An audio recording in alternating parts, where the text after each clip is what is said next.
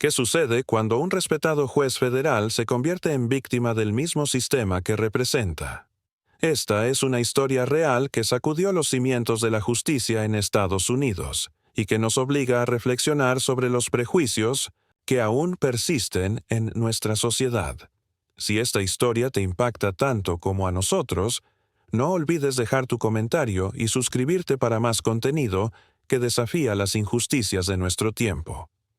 El juez Elias Martins había dedicado más de 2 décadas de su vida al servicio de la justicia, construyendo una reputación impecable en los tribunales federales de Estados Unidos. Nacido en una familia humilde de inmigrantes, había luchado contra todos los obstáculos para convertirse en uno de los juristas más respetados del país. Su historia personal era un testimonio del sueño americano, pero también una constante batalla contra los prejuicios raciales que marcaron su ascenso profesional. Desde sus primeros días como estudiante de Derecho hasta su nombramiento como juez federal, Elias había enfrentado miradas de desconfianza y comentarios sutiles que cuestionaban su capacidad. Sin embargo, su brillantez intelectual y su integridad moral habían silenciado a los críticos, ganándose el respeto incluso de aquellos que inicialmente dudaron de él. Su oficina estaba llena de reconocimientos y fotografías con personalidades influyentes, testimonio de una carrera construida sobre la excelencia y la dedicación incansable. La mañana del incidente comenzó como cualquier otra en la vida del juez Martins, quien había desarrollado una rutina meticulosa que reflejaba su personalidad ordenada y disciplinada. Después de revisar varios casos complejos en su despacho, decidió tomar un descanso para resolver algunos asuntos personales que habían quedado pendientes. Su agenda siempre estaba repleta de compromisos judiciales, pero ese día había logrado crear un pequeño espacio para ocuparse de cuestiones familiares que requerían su atención inmediata. La ironía del destino quiso que fuera precisamente en ese momento de pausa, lejos de los solemnes pasillos de la justicia, donde se convertiría en víctima de la misma discriminación que había combatido toda su vida. Vestido de manera casual, sin su imponente toga judicial, Elias se dirigió hacia una farmacia local para hacer una llamada confidencial que no podía realizar desde su oficina. Su apariencia relajada y su elección de un lugar público para una conversación privada pronto se convertirían en elementos que desencadenarían una serie de eventos que cambiarían su perspectiva sobre la justicia en América. El carácter del juez Martins se había forjado en las adversidades de su juventud cuando tuvo que trabajar mientras estudiaba para poder costear sus estudios universitarios y de derecho. Su madre, una mujer trabajadora que limpiaba oficinas por las noches, siempre le inculcó la importancia de la educación y la dignidad personal, valores que él había llevado consigo durante toda su carrera judicial. Sus colegas lo describían como un hombre de principios inquebrantables, alguien que nunca comprometía su integridad por conveniencia política o social. En el tribunal, era conocido por su meticulosidad, su profundo conocimiento de la ley y su capacidad para ver más, allá de las apariencias y los prejuicios que a menudo nublaban la percepción de otros. Su reputación de imparcialidad había sido construida caso por caso, decisión por decisión, demostrando que la justicia verdadera trasciende el color de la piel o el origen social. Irónicamente, esa misma tarde, él mismo experimentaría en carne propia la injusticia que había dedicado su vida a combatir. La farmacia donde Elias decidió hacer su llamada confidencial era un establecimiento típico de barrio, ubicado en una zona comercial de Dallas que frecuentaba ocasionalmente. El lugar le resultaba conveniente por su ubicación y porque generalmente estaba poco concurrido durante las horas de la tarde, lo que le proporcionaría la privacidad necesaria para su conversación. La llamada que tenía que realizar era de naturaleza delicada, relacionada con un caso familiar que requería su intervención personal como cabeza de familia, no como juez. Su decisión de usar un teléfono público en lugar de su celular respondía a consideraciones de seguridad y confidencialidad que había aprendido a valorar en su posición judicial. Sin embargo, lo que parecía una simple precaución profesional, pronto se convertiría en el catalizador de una experiencia que pondría aprueba todo lo que creía sobre la justicia y la igualdad. Al entrar en la farmacia, Elías no podía imaginar que su presencia allí sería interpretada de manera tan diferente a sus intenciones reales. Mientras realizaba su llamada, el juez Martins mantenía el tono de voz bajo y una postura discreta, comportándose exactamente como cualquier persona que busca privacidad para una conversación importante. Su conversación se prolongó más de lo esperado debido a la complejidad del asunto familiar que estaba tratando de resolver, y, ocasionalmente, tomaba notas en una pequeña libreta que siempre llevaba consigo. Para cualquier observador imparcial, su comportamiento no tenía nada de sospechoso. Era simplemente un hombre bien vestido haciendo una llamada telefónica importante. Sin embargo, la gerente de la farmacia, Paula Sweni, había comenzado a observarlo con una mezcla de curiosidad y desconfianza que gradualmente se transformó en sospecha infundada. Sus miradas frecuentes hacia Elías y sus comentarios susurrados con otros empleados crearon una atmósfera de tensión que el juez, concentrado en su llamada, no percibió inicialmente. La semilla del malentendido ya había sido plantada, y lo que siguió sería una escalada de prejuicios y suposiciones erróneas. La naturaleza confidencial de la conversación telefónica del juez Martins requería que hablara en códigos y referencias, indirectas, un lenguaje que había desarrollado a lo largo de los años para proteger la privacidad de asuntos legales y familiares sensibles. Para oídos no entrenados, estas referencias podrían haber sonado misteriosas o incluso sospechosas, especialmente cuando se combinaban con los prejuicios preexistentes de quien las escuchaba. Paula Sweni, influenciada por estereotipos raciales, profundamente arraigados, comenzó a interpretar la presencia prolongada de Elías y su manera de hablar como indicios de actividad criminal. Su imaginación, alimentada por prejuicios inconscientes, transformó una simple llamada telefónica en una supuesta operación ilícita que requería intervención policial. La tragedia de la situación radicaba en que cada gesto normal del juez, su discreción, su toma de notas, su prolongada permanencia, era reinterpretado a través del filtro distorsionado del racismo sistémico.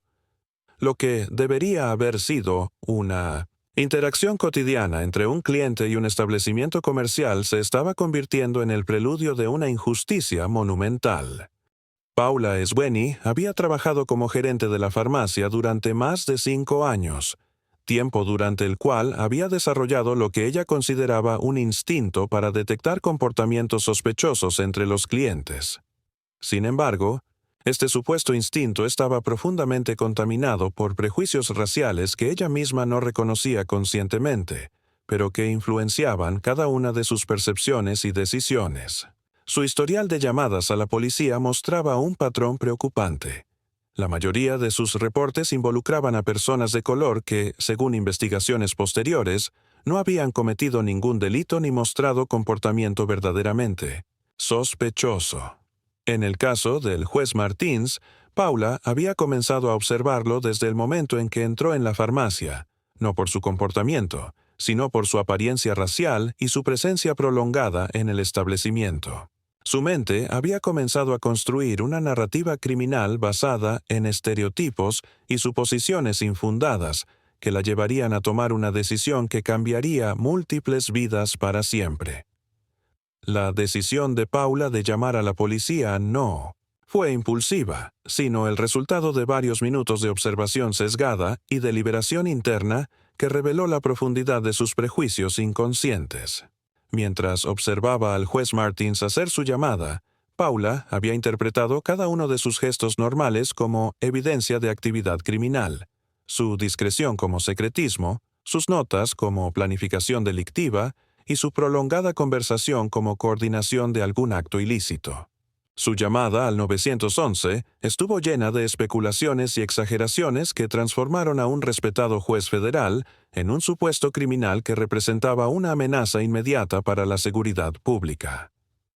Las palabras que Paula eligió para describir la situación estuvieron cargadas de códigos raciales implícitos que, aunque no mencionaba directamente la raza de Elías, transmitían claramente sus prejuicios a los operadores de emergencia. Su reporte, basado enteramente en suposiciones y estereotipos, pondría en marcha una cadena de eventos que expondrían las fallas más profundas del sistema de justicia americano.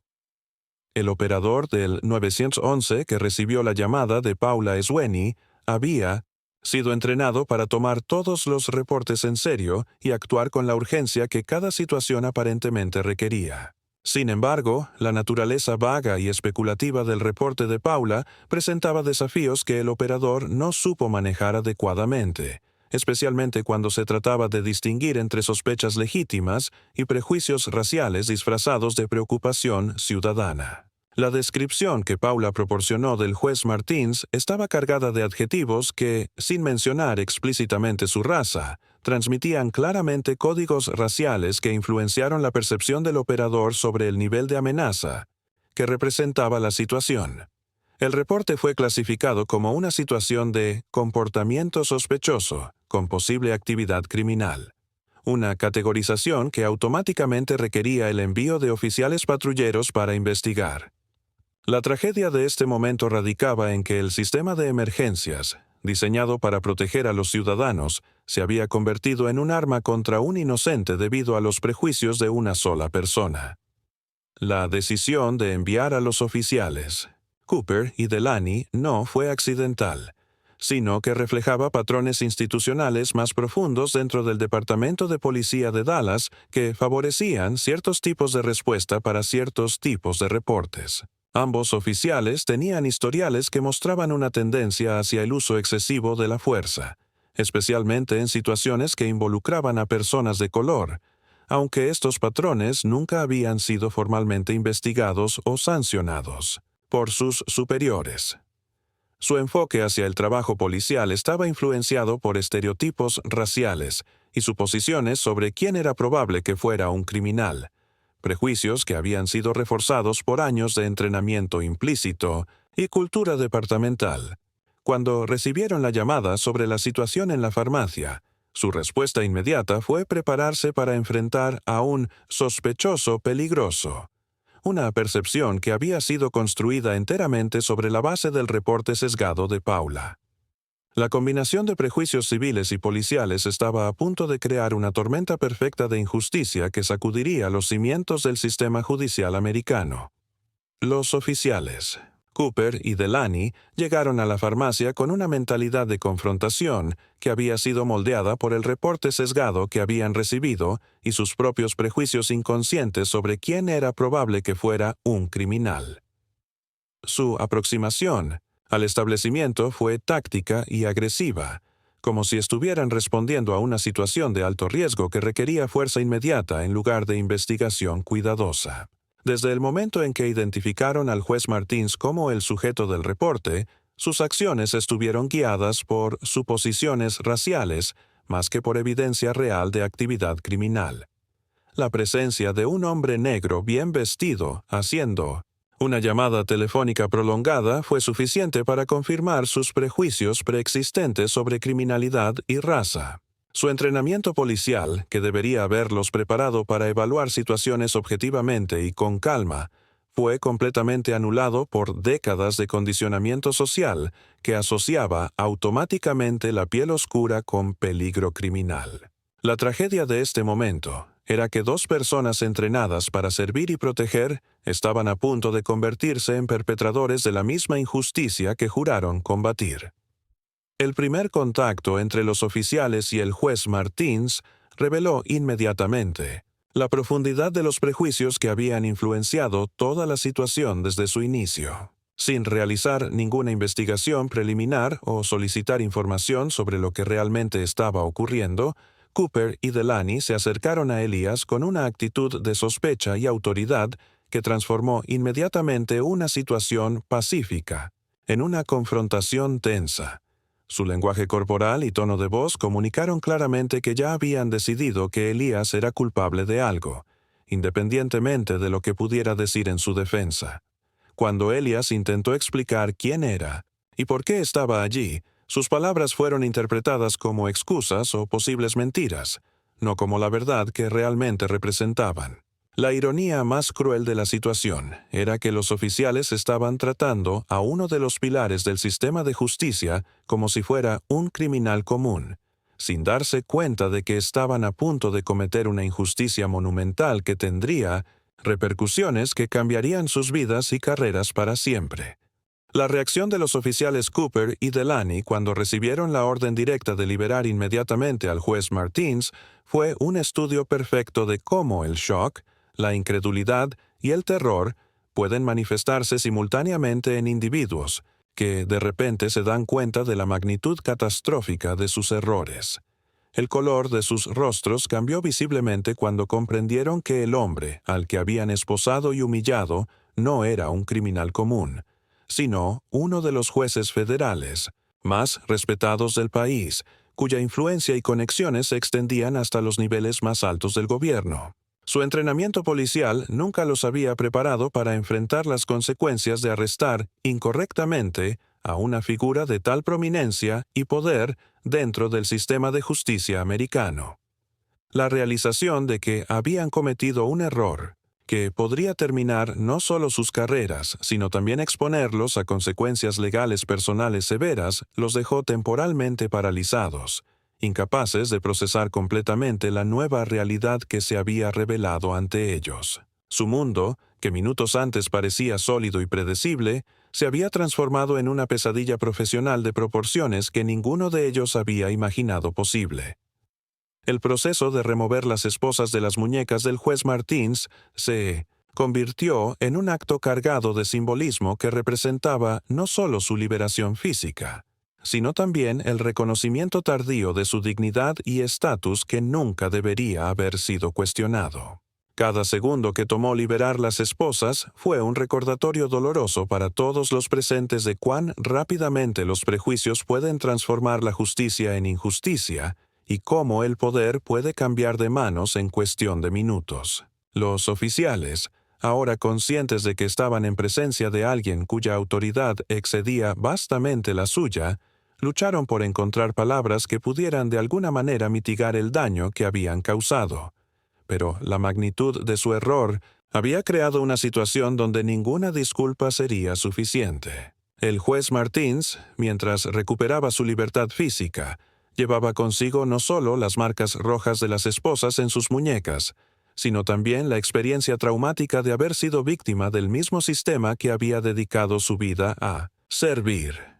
Su liberación marcaba el comienzo de una nueva fase en esta crisis, donde las consecuencias para todos los involucrados apenas comenzaban a desarrollarse.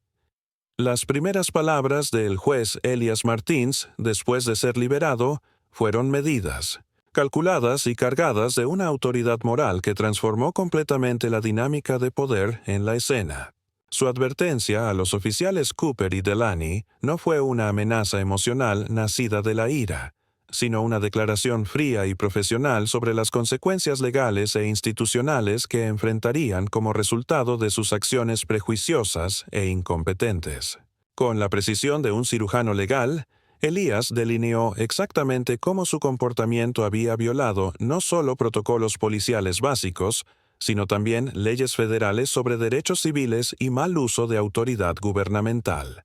Su tono, perfeccionado a través de décadas de presidir tribunales federales, comunicó la seriedad absoluta de las consecuencias que se avecinaban para todos los involucrados en su detención injusta. Los oficiales, acostumbrados a ser ellos quienes dictaban términos y consecuencias, se encontraron en la posición completamente nueva e incómoda de ser los destinatarios de un juicio que sabían que no podrían evitar o influenciar. La inversión de roles era completa. El hombre que habían tratado como criminal ahora se revelaba como su juez, jurado y posible verdugo profesional. La reacción de los oficiales ante las palabras del juez Martins reveló la profundidad de su comprensión, tardía sobre la gravedad de su situación y las implicaciones de largo plazo que tendría este incidente en sus vidas personales y profesionales. Su silencio no era de respeto, sino de terror genuino ante la realización de que habían atacado a una de las figuras más poderosas e influyentes del sistema judicial federal, alguien cuya palabra podría determinar no solo el futuro de sus carreras, sino también su libertad personal. Las explicaciones desesperadas y las disculpas que comenzaron a formular sonaron vacías e inadecuadas ante la magnitud de la injusticia que habían perpetrado, especialmente cuando se dieron cuenta de que todo el incidente había sido basado enteramente en prejuicios raciales y suposiciones infundadas. Su entrenamiento policial, que debería haberlos preparado para admitir errores y tomar responsabilidad por sus acciones, parecía completamente inadecuado para una situación de esta magnitud y complejidad. La transformación de su actitud de arrogante autoridad a súplica desesperada fue un recordatorio poderoso de cómo el poder real en América a menudo permanece invisible hasta que es ejercido, y cómo los prejuicios pueden cegar completamente a las personas ante las realidades del poder y la autoridad. El sonido de múltiples vehículos aproximándose a la farmacia anunció la llegada de lo que pronto se conocería como la Caravana de la Justicia, un convoy impresionante de automóviles, oficiales de la Suprema Corte que transformó completamente la atmósfera y la dinámica de poder en la escena. La precisión militar con la que los vehículos se posicionaron alrededor del área demostró el nivel de seriedad con el que el sistema judicial federal había respondido al incidente, enviando un mensaje claro de que cualquier ataque contra uno de sus miembros sería respondido con toda la fuerza e influencia institucional disponible. Los oficiales Cooper y Delaney, que minutos antes habían sido los que controlaban la situación con autoridad aparente, ahora se encontraron rodeados por representantes de un poder que excedía vastamente su comprensión o capacidad de influenciar. La llegada del convoy no fue solo un rescate del juez Martins, sino también una demostración de poder diseñada para enviar un mensaje inequívoco sobre las consecuencias de atacar al sistema judicial federal.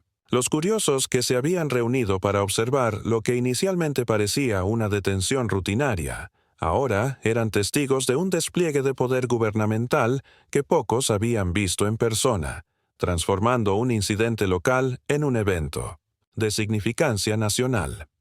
El juez auxiliar David Mosley emergió del vehículo principal con una presencia que comandaba respeto inmediato y una autoridad que contrastaba dramáticamente con la confusión y el pánico que ahora caracterizaba a los oficiales locales. Su aproximación hacia Cooper y Delaney fue deliberada, medida y cargada de una intensidad que comunicó claramente que él no solo representaba el Poder Judicial Federal, sino también la ira institucional por la injusticia cometida contra uno de sus miembros más respetados. Las palabras que dirigió a los oficiales no fueron solo una reprimenda profesional, sino una sentencia profesional que reconocía que sus acciones habían cruzado una línea que no tenía retorno posible.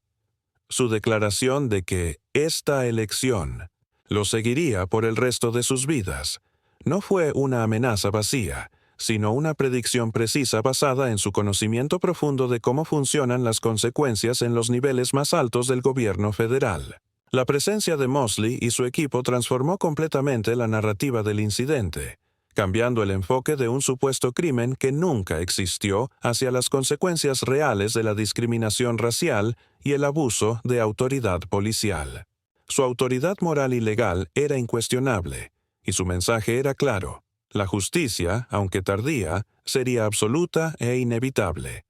La transformación del incidente del juez Elias Martins de un evento local en un fenómeno viral nacional comenzó con una serie de videos grabados discretamente por testigos presenciales que reconocieron inmediatamente la significancia histórica de lo que estaban presenciando. Las imágenes del respetado juez federal, siendo esposado y tratado como un criminal común, resonaron profundamente en una sociedad que había estado luchando con cuestiones de justicia racial y abuso policial durante décadas. Los hashtags relacionados con el incidente comenzaron a trending en cuestión de horas, creando una tormenta de indignación digital que trascendió barreras raciales, políticas y geográficas para unir a millones de americanos en un grito colectivo de protesta contra la injusticia sistémica.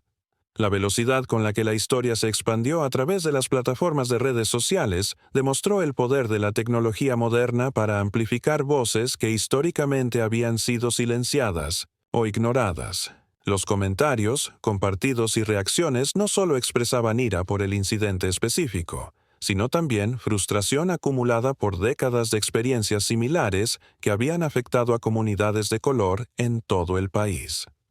La respuesta de los medios tradicionales al fenómeno viral fue rápida y comprensiva, con reporteros de cadenas nacionales descendiendo sobre Dallas para cubrir lo que rápidamente se había convertido en una de las historias más importantes del año, sobre justicia racial en América. Las entrevistas con expertos legales, activistas de derechos civiles y ciudadanos comunes crearon un coro de voces que analizaron el incidente desde múltiples perspectivas, pero que convergieron en una conclusión unánime.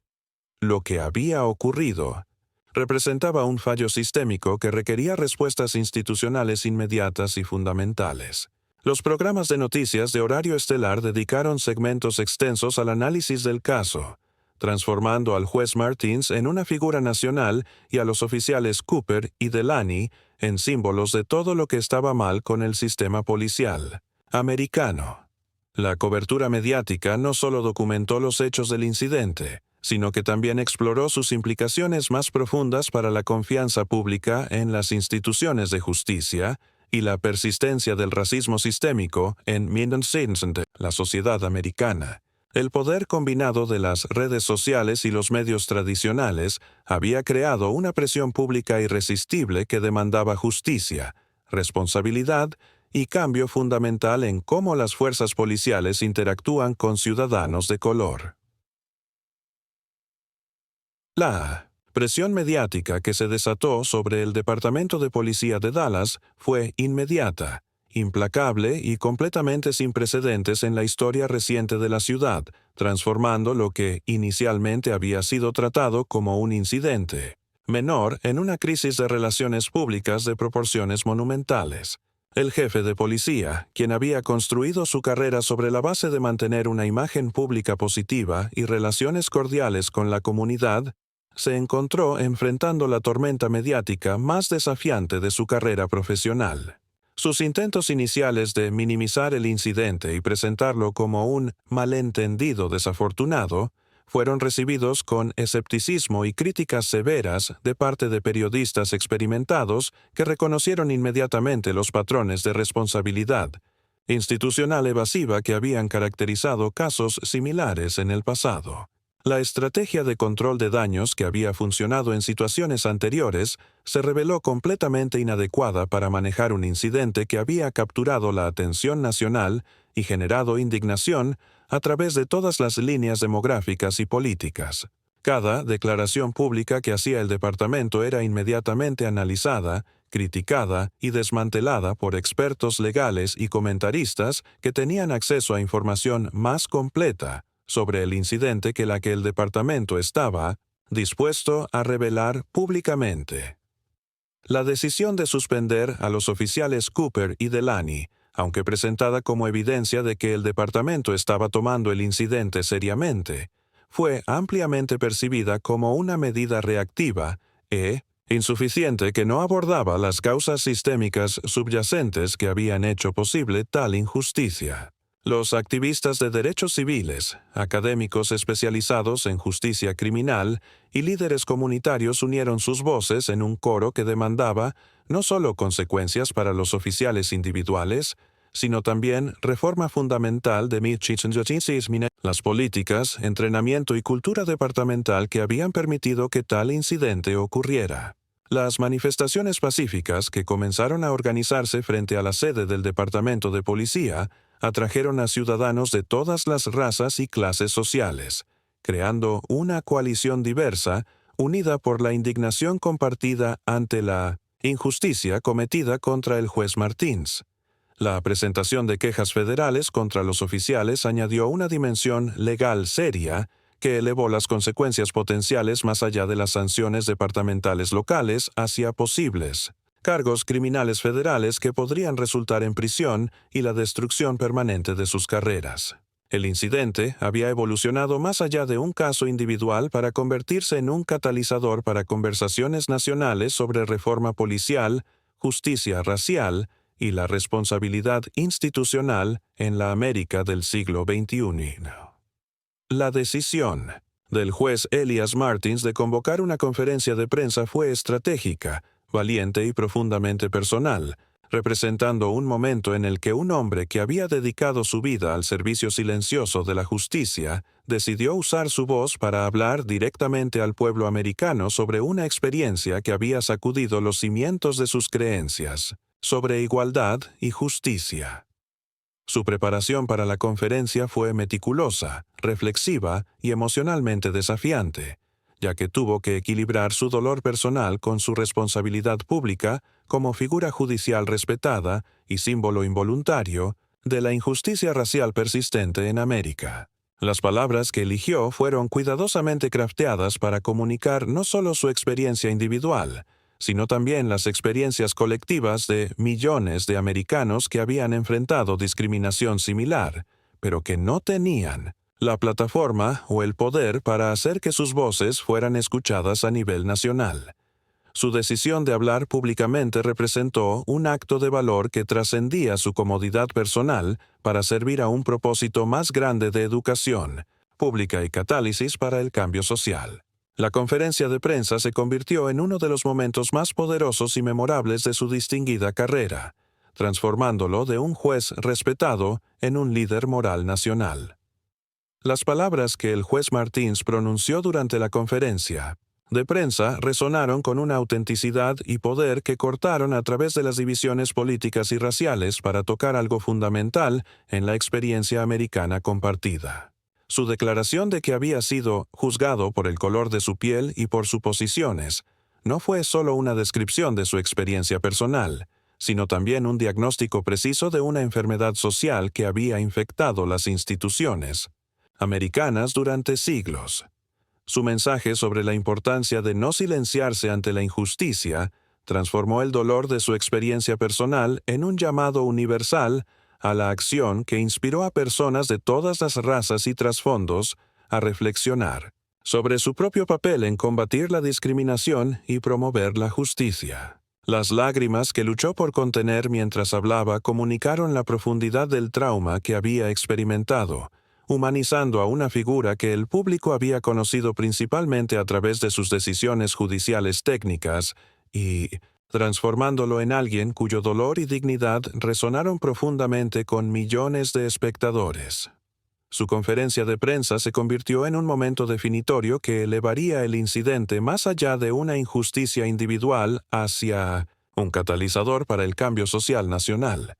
La respuesta pública a la conferencia de prensa del juez Elias Martins fue inmediata, abrumadora y profundamente emocional, demostrando el poder de la verdad auténtica para unir a personas que normalmente estaban divididas por líneas políticas, raciales y sociales. Sus palabras sobre la importancia de usar la voz como arma contra la injusticia resonaron especialmente con comunidades que habían experimentado discriminación similar, pero que nunca habían tenido una plataforma para expresar su dolor y frustración a nivel nacional. Los comentarios en redes sociales, las cartas al editor de periódicos nacionales y los llamados a programas de radio crearon un coro de apoyo que trascendía demografías tradicionales para crear una coalición improvisada pero poderosa de americanos, unidos por la indignación compartida ante la injusticia. La frase del juez Martins sobre que la rendición de cuentas, el respeto y la dignidad humana no son negociables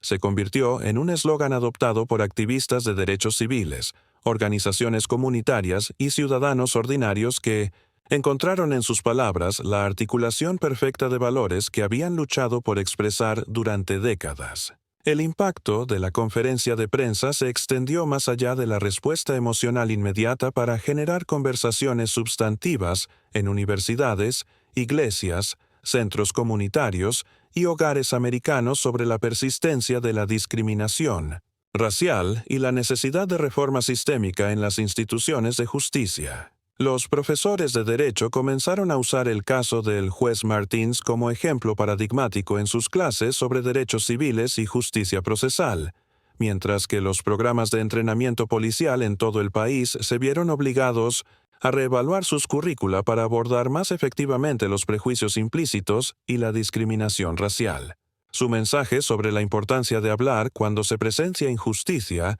inspiró a innumerables individuos a examinar su propio silencio cómplice ante situaciones de discriminación en sus propias comunidades y lugares de trabajo.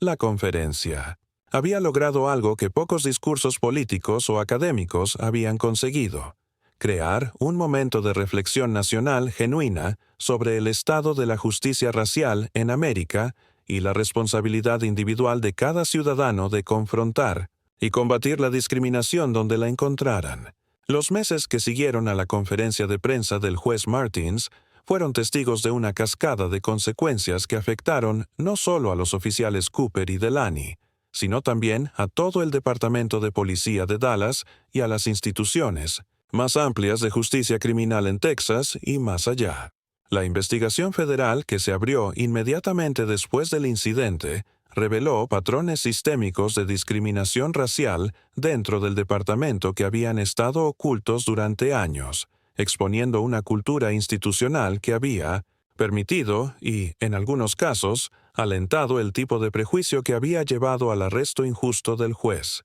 Las audiencias del Congreso que se convocaron para examinar el caso atrajeron testimonio de docenas de víctimas de discriminación policial que habían permanecido silenciosas durante años, creando un registro público de injusticias que demandaba acción legislativa inmediata. Los oficiales Cooper y Delaney, quienes inicialmente habían esperado que el incidente se desvaneciera con el tiempo, se encontraron enfrentando no solo el fin de sus carreras policiales, sino también cargos criminales federales que podrían resultar en años de prisión y la destrucción permanente de sus vidas familiares y financieras. La transformación del Departamento de Policía de Dallas bajo la presión pública y federal fue rápida, comprensiva y permanente, estableciendo un precedente para reformas similares en departamentos de todo el país que enfrentaban escrutinio renovado sobre sus propias prácticas discriminatorias. Los nuevos protocolos de entrenamiento, políticas de responsabilidad y sistemas de supervisión que se implementaron fueron diseñados específicamente para prevenir el tipo de error que había llevado al arresto del juez Martins, pero también para abordar las causas más profundas de prejuicio racial que habían infectado la cultura departamental durante décadas. Paula Sweeney, la gerente de farmacia cuyo reporte inicial había desencadenado toda la crisis, se encontró enfrentando no solo la pérdida de su empleo, sino también demandas civiles de múltiples víctimas anteriores de sus reportes discriminatorios que habían sido inspiradas por el coraje del juez Martins para hablar públicamente. Su caso se convirtió en un recordatorio poderoso de que la discriminación tiene consecuencias no solo para las víctimas directas, sino también para aquellos que la perpetran, especialmente cuando sus acciones son expuestas a la luz pública. Las consecuencias del incidente continuaron expandiéndose como ondas en un estanque, tocando vidas e instituciones que inicialmente parecían completamente desconectadas del evento original. El caso del juez Elias Martins se convirtió en un punto de inflexión en la historia moderna de los derechos civiles americanos, inspirando una nueva generación de activistas, abogados y ciudadanos comprometidos a usar sus voces y posiciones de privilegio para combatir la injusticia sistemática donde la encontraran. Las escuelas de derecho en todo el país comenzaron a requerir cursos sobre prejuicio implícito y justicia racial, usando el caso de Martins como ejemplo central de cómo la discriminación puede infectar incluso las instituciones más respetadas de la sociedad.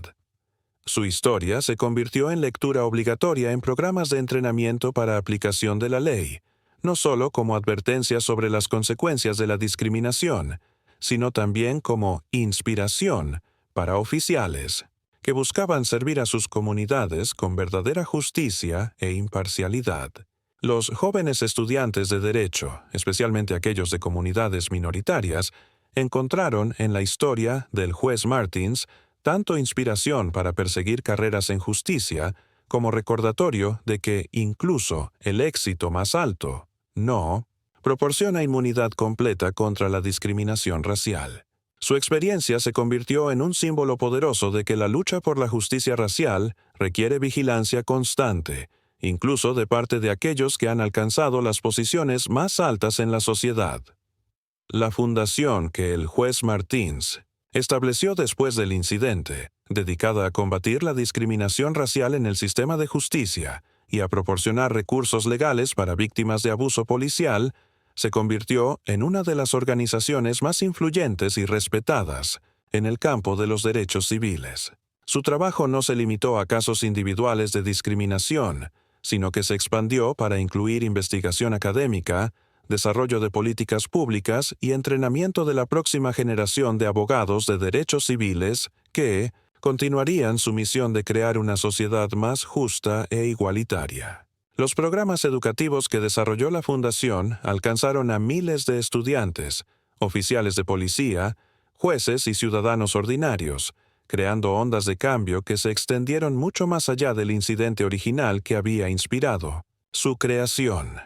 Su mensaje sobre la importancia de usar la voz como arma contra la injusticia se convirtió en un llamado generacional que inspiró a innumerables individuos a examinar su propio papel en perpetuar o combatir la discriminación en sus propias comunidades. La verdadera medida del legado del juez Martins no se encontraba en las consecuencias inmediatas del incidente, sino en las vidas cambiadas, las instituciones reformadas y las injusticias previstas por el ejemplo de coraje moral que había establecido al transformar su experiencia personal de trauma en una fuerza para el cambio social positivo.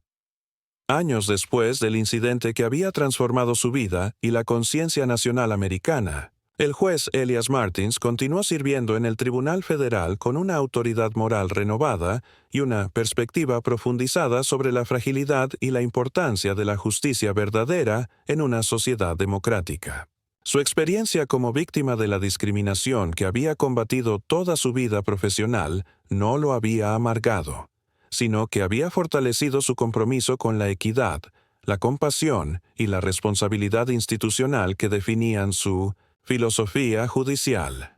Las decisiones que tomaba desde el banco judicial llevaban el peso de su experiencia personal, pero también la sabiduría ganada a través del sufrimiento y la transformación que habían resultado de enfrentar públicamente una de las injusticias más visibles de la era moderna. Su historia se había convertido en parte del fábric moral de América, un recordatorio constante de que la lucha por la justicia requiere no solo leyes y instituciones fuertes, sino también individuos valientes dispuestos a hablar cuando presencian el mal, independientemente de las consecuencias personales que puedan enfrentar. Su legado no se mediría solo en las decisiones judiciales que escribió o los casos que presidió, sino en las vidas que inspiró y las injusticias que previno a través de su ejemplo de coraje moral y resistencia digna. El mensaje final del juez Elias Martins resonó a través de generaciones como un llamado eterno a la vigilancia moral y la acción couragosa ante la injusticia,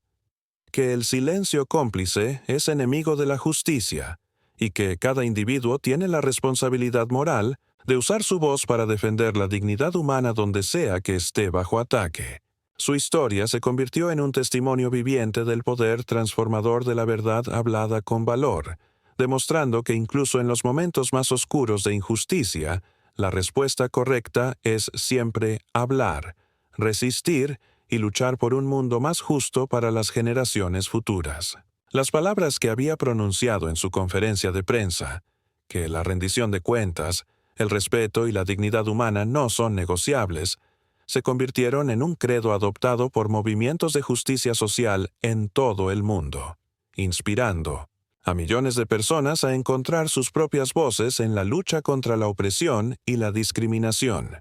Su experiencia demostró que la injusticia, aunque dolorosa y traumática, puede convertirse en el catalizador para un cambio positivo, duradero cuando es confrontada con coraje, dignidad y una determinación inquebrantable de transformar el sufrimiento personal en servicio al bien común. El eco de su voz continuó resonando mucho después de que las cámaras se apagaran y los titulares se desvanecieran, recordando a cada generación que la justicia no es un destino que se alcanza una vez, sino un viaje que requiere el compromiso constante de individuos valientes dispuestos a hablar la verdad al poder.